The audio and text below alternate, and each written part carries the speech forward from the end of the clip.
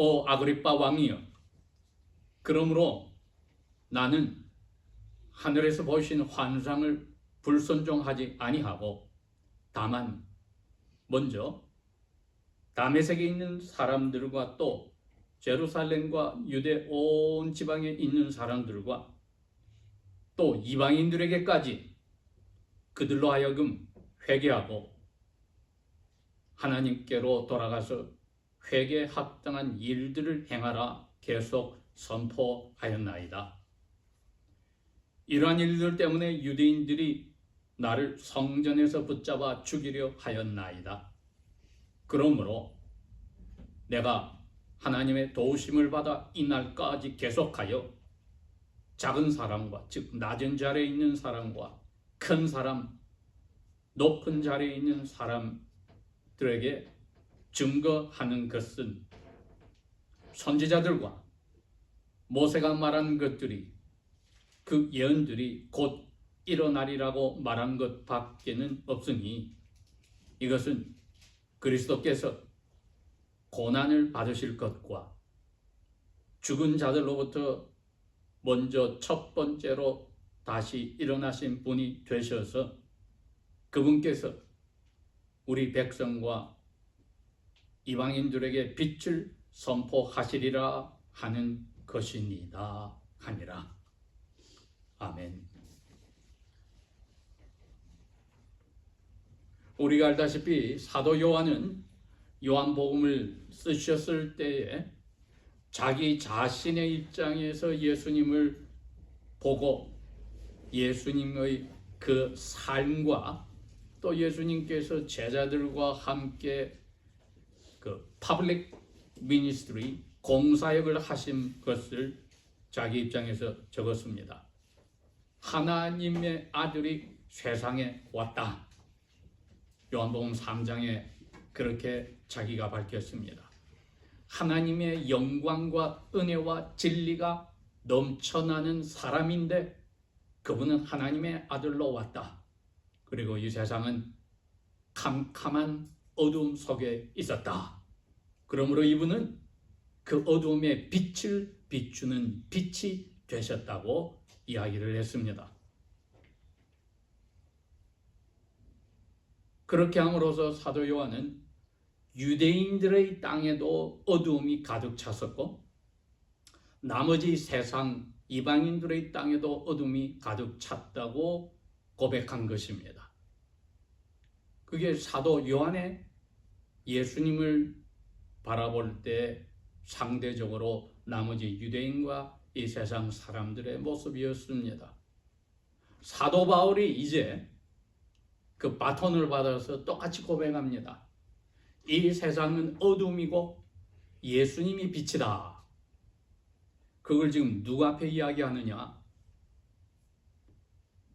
저희가 알다시피 사도행전 9장에서 20장 오늘 26장에 걸쳐서 사도 바울은 자기가 예수님께서 하늘에 나타나서 음성을 듣고 그 빛을 보았다는 그 하늘의 환상, heavenly vision, 하늘의 환상을 두 번이나 자기 백성의 대표들 앞에서 한 번, 그리고 오늘 자기 유대인의 마지막 왕이 되는 아그리빠 왕과 그의 누이와 그리고 로마 총독과 시시리아 그 도시의 귀족들 앞에서 두 번째 자기의 그 신앙 체험을 고백을 합니다. 그런데 이게 단순한 고백이 아니라 자기의 신앙을 사람들 앞에서 증거하는 것입니다.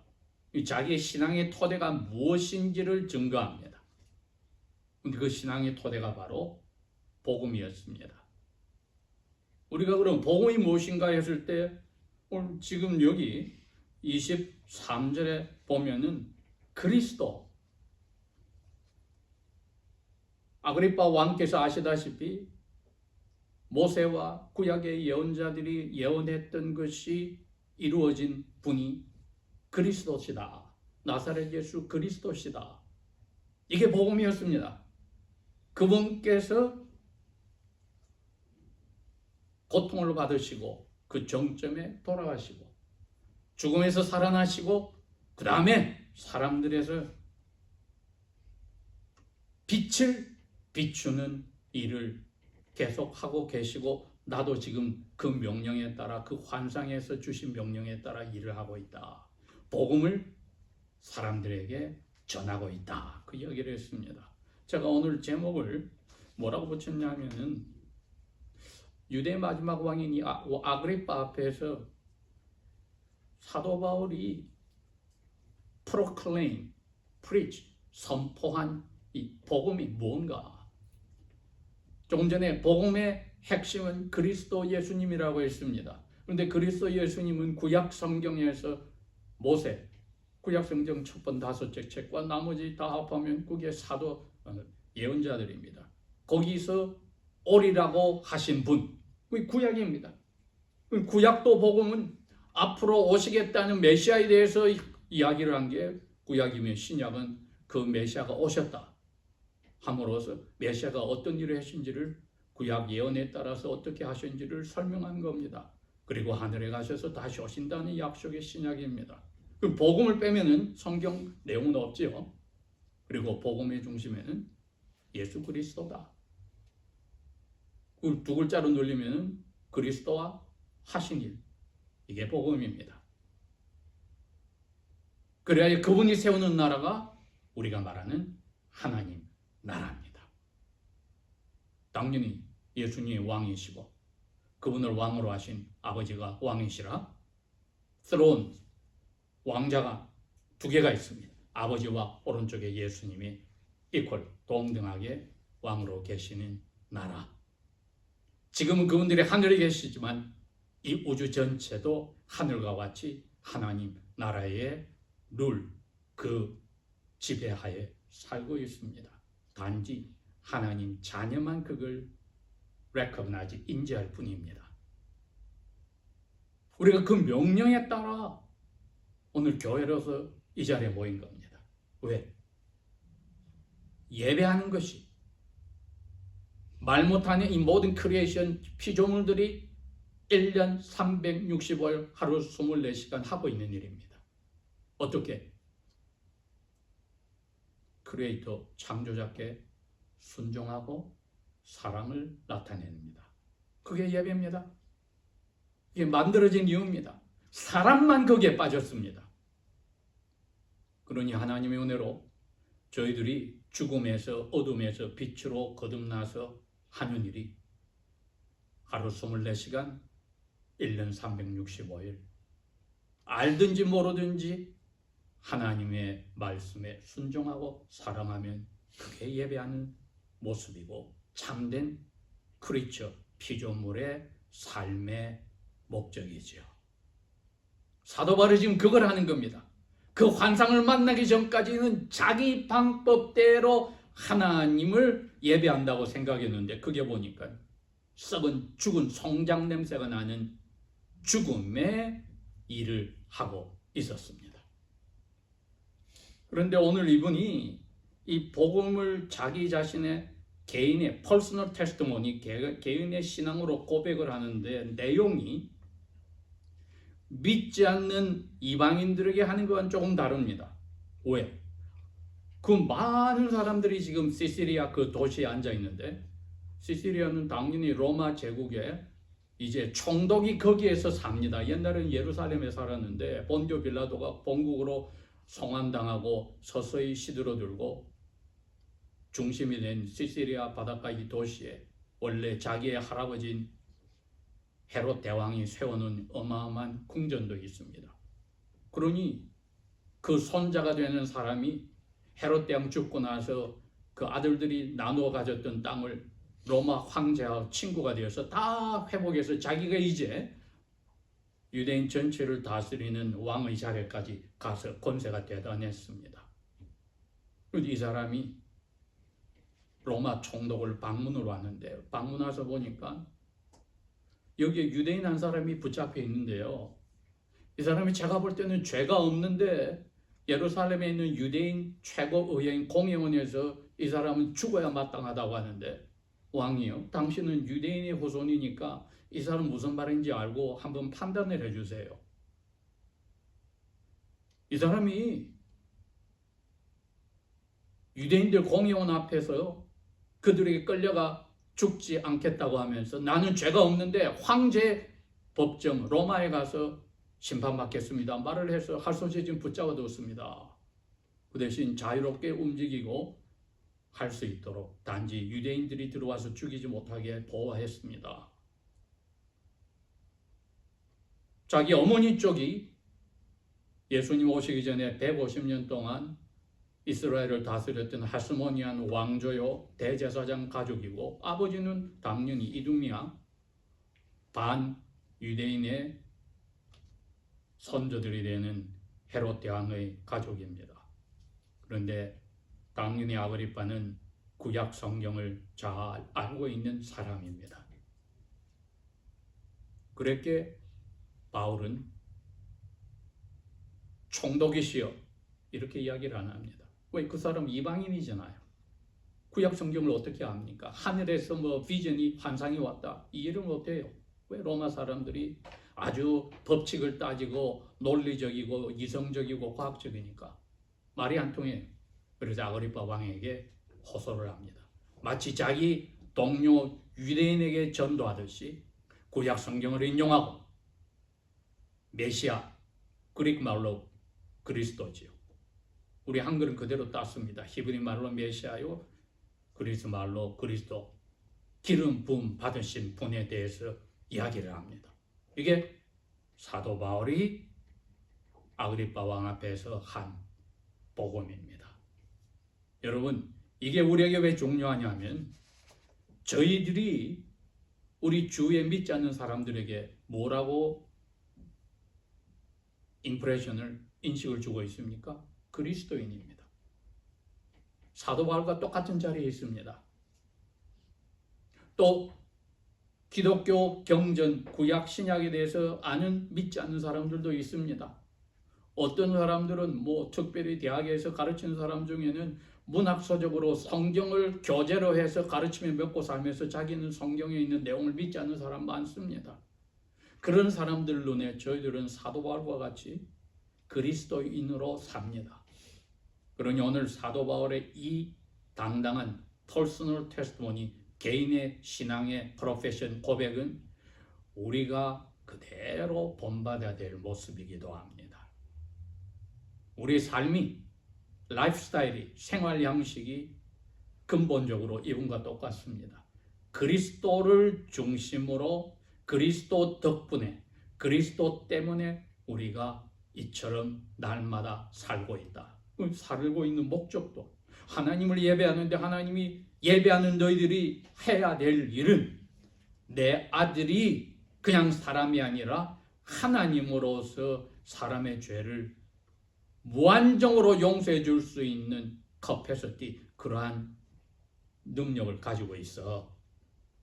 의로운 사람은 자기가 대신 죄인을 위해서 죽으면 1대1로 바꾸지만은 내 아들은 그냥 사람이 아니고 신이야. 그러니 이 세상에 내가 원하는 숫자 다 넣어서 내 아들 생명 하나고 바꿔서 그 사람들 죄 없다고 해줄 거야.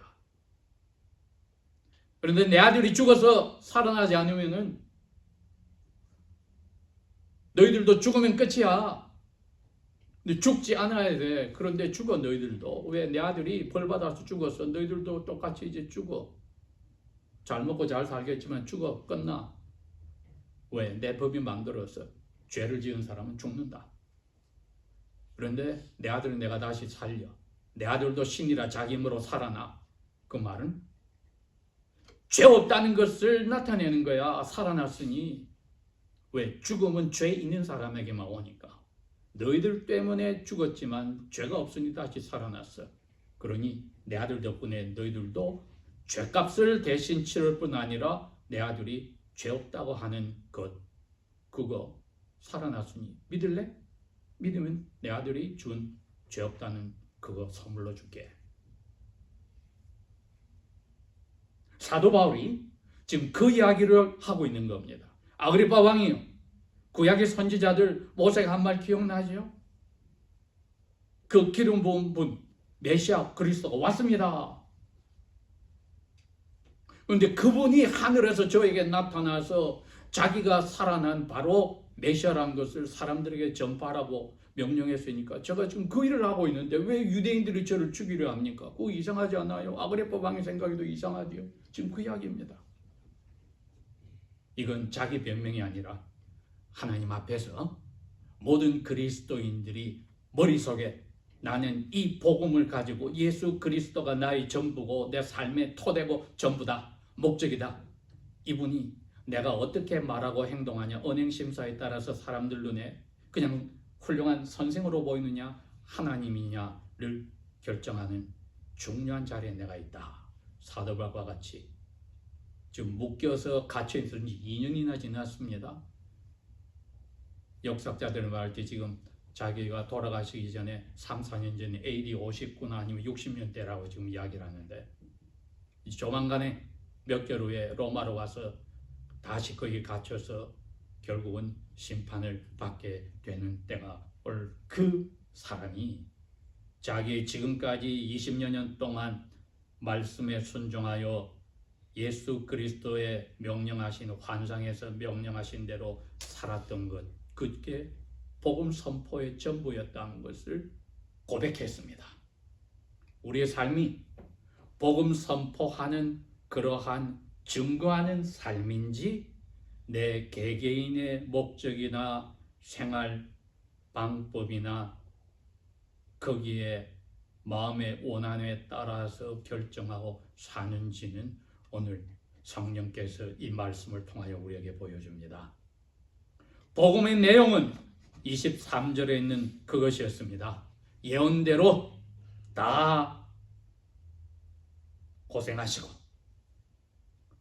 죽으시고 다시 사시고 그 다음에 어둠에 있는 사람들에게 너희들은 나를 통하면 이제 죄 때문에 죽는다는 그게 없어져 빛의 자녀들이 된다.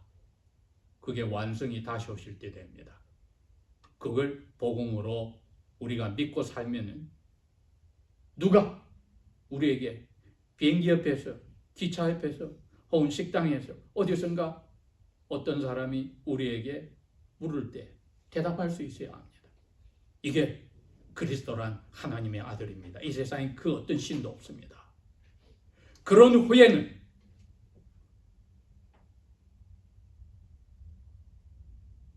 우리가 이런 용기를 가져야 합니다. 20절에 세 가지 말할 용기를 가져야 합니다. 복음을 사람들에게 설명하는 일을 했다 합시다. 거기서 끝나면 안 됩니다. 이 세 가지가 있어야 합니다. 20절에 뭐라고 했습니까?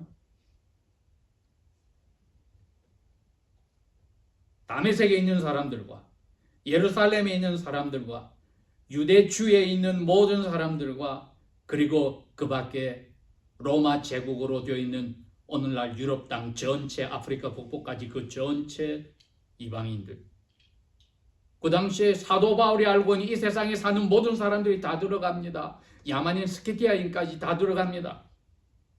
첫 번째 뭐라고 예수님이 명령했어요? 복음 선포하고 나서 반응을 회개하라. 두 번째, 생각을 바꿨으면 이제 다른데 넘버원을 두었으면 돌아서서 하나님께로 돌아오라. 두 번째입니다. 여러분, 이 명령을 우리가 사람들에게 해야 합니다. 하기 전에 우리 스스로가 우리 스스로의 영혼을 해야 합니다. 우리의 사랑하는 사람이고 우리가 이야기를 할 수 있어야 합니다. 회개하라. 하나님께로만 돌아오라. 첫 번째가 하나님이다. 너 지금 삶을 사로잡고 있는 모든 복잡한 그거가 첫째 아니다. 거기서 돌아서서 하나님께로 돌아와라. 세 번째가 이제 생각이 바뀐 회개했지, 하나님을 첫째로 했지. 그럼 거기에 맞는 열매를 삶에서 이제 그대로 살아. 열매를 회개에 합당한 열매를 맺고 살아라. 이것보다도 더 아름다운 우리 한 사람 한 사람 그리스도인의 생활 지침, 가이드라인, 우리의 삶의 지침이 더 어디 있습니까? 이 용기를 저희들이 가지려면 우리가 그러한 삶을 살아야만 회개하라고 말할 수 있지요. 우리가 먼저 스스로에게 회개하라고 고백하고 첫째를 아버지로 한다고 하고 거기에 맞춰서 우리의 삶이 절서정연하게 행동도 결정도 할 때도 목표도 거기에 아버지를 첫째로 해서 예배하는 사람으로 그리스도를 드러내는데 살 때야만이 사람들에게 회개하시오, 하나님을 첫째로 해야 합니다. 그리고 생각이 바뀌었으니 이제는 하나님이 명령하신 대로 살아가는 삶의 열매가 있어야 합니다.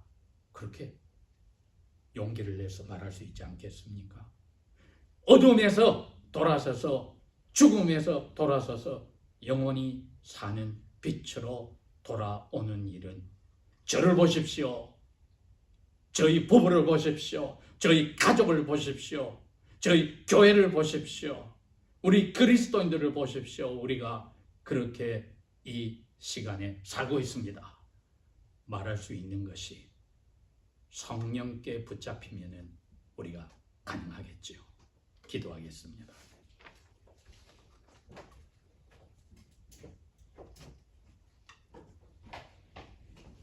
아버지 하나님, 우리를 죽음에서 생명으로 살려주신 것 같이 우리 생각이 바뀐 회개가 말씀 앞에서 날마다 있으며 이제 하나님께로 돌아 하나님이 말씀이 우리의 모든 것의 첫째 지침이 되게 하사 삶이 누가 보더라도 예수 그리스도의 모습이 드러나는 회개에 합당한 삶이 되게 도와주소서. 우리 그대로 두면 다시 어둠으로 날마다 유혹에 넘어져 가니 성령께서 날마다 저희들을 충만케 하사 빛의 자녀로 이끌어 주소서. 주 예수님 오실 때까지 두 손 들고 그분을 환영하는 그 시간이 올 때까지 우리 개개인과 부부와 가족과 교회들의 그리 이끌어주고 허락하소서. 예수님 이름으로 감사 기도합니다. 아멘.